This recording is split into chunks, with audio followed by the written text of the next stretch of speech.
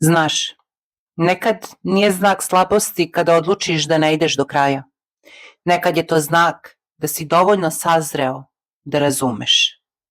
Da tvoja energija, tvoj mir, tvoje zdravlje vrede više od bilo kakvog dokaza ili pravde koju bi neko drugi trebalo da ispravi.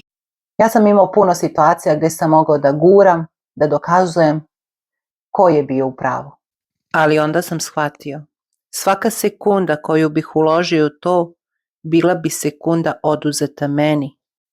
Moj mir nema cenu. I znaš šta? Ne moraš da vratiš ti nikom. Život to ume da uradi preciznije nego bilo ko. Zato biram da pustim, ne zato što sam slab, nego zato što sam slobodan. I to je moja pobjeda.